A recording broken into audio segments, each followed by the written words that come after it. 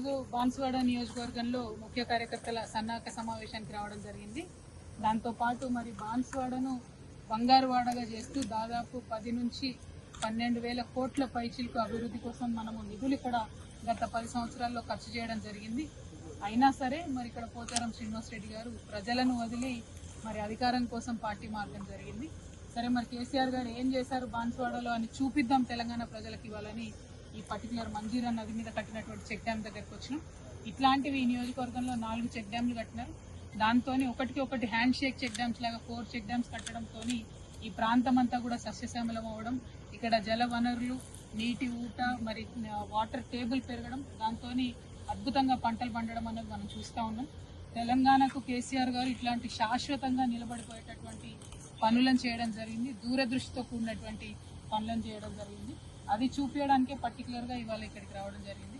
చాలా అద్భుతంగా అనిపిస్తుంది. చాలా చోట్ల పంటలు ఎండిపోయి రైతులు బాధపడుతున్నటువంటి పరిస్థితుల్లో కేసీఆర్ గారు రైతు చుట్టుపక్కల ఉండే 1000 ఎకరాల రైతులు ఎవరు కూడా మరి దేవుడి మీద వాన మీద ఆధారపడకుండా కేవలం ఈ చెక్ డ్యామ్ మీద ఆధారపడి వ్యవసాయం చేసేటటువంటి పరిస్థితిని తీసుకొచ్చినందుకు చాలా గర్వంగా ఉంది.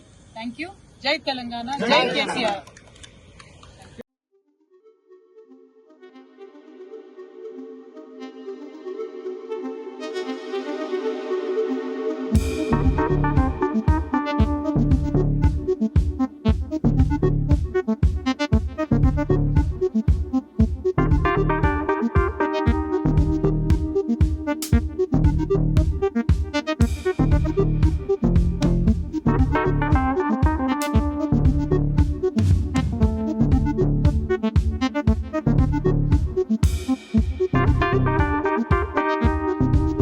ఈరోజు బాన్సువాడ నియోజకవర్గంలో ముఖ్య కార్యకర్తల సన్నాహక సమావేశానికి రావడం జరిగింది. దాంతోపాటు మరి బాన్సువాడను బంగారువాడగా చేస్తూ దాదాపు 10 నుంచి 12,000 కోట్ల పైచిలకు అభివృద్ధి కోసం మనము నిధులు ఇక్కడ గత 10 సంవత్సరాల్లో ఖర్చు చేయడం జరిగింది. అయినా సరే మరి ఇక్కడ పోచారం శ్రీనివాస్ రెడ్డి గారు ప్రజలను వదిలి మరి అధికారం కోసం పార్టీ మారడం జరిగింది. సరే మరి కేసీఆర్ గారు ఏం చేశారు బాన్సువాడలో అని చూపిద్దాం తెలంగాణ ప్రజలకు ఇవ్వాలని ఈ పర్టికులర్ మంజీరా నది మీద కట్టినటువంటి చెక్ డ్యామ్ దగ్గరకు వచ్చినాం. ఇట్లాంటివి ఈ నియోజకవర్గంలో 4 చెక్ డ్యామ్లు కట్టినారు. దాంతో ఒకటి హ్యాండ్ షేక్ చెక్ డ్యామ్స్ లాగా 4 చెక్ డ్యామ్స్ కట్టడంతో ఈ ప్రాంతం అంతా కూడా సస్యశ్యామలం అవ్వడం, ఇక్కడ జల వనరులు, నీటి ఊట, మరి వాటర్ టేబుల్ పెరగడం, దాంతో అద్భుతంగా పంటలు పండడం అనేది మనం చూస్తూ ఉన్నాం. తెలంగాణకు కేసీఆర్ గారు ఇట్లాంటి శాశ్వతంగా నిలబడిపోయేటటువంటి పనులను చేయడం జరిగింది. దూరదృష్టితో కూడినటువంటి పనులను చేయడం జరిగింది. అది చూపించడానికే పర్టికులర్గా ఇవాళ ఇక్కడికి రావడం జరిగింది.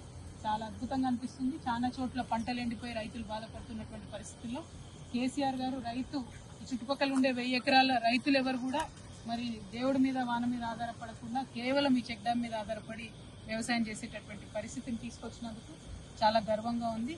Thank you. జై తెలంగాణ, జై కేసీఆర్.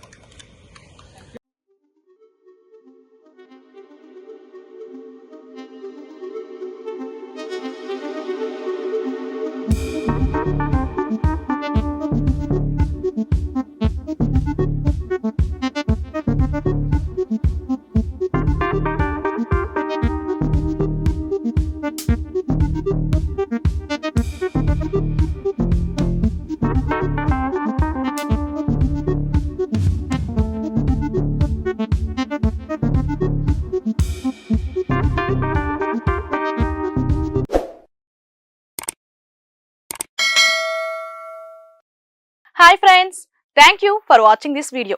ఈ వీడియో కనుక మీకు నచ్చినట్లయితే దయచేసి లైక్ చేయండి, షేర్ చేయండి.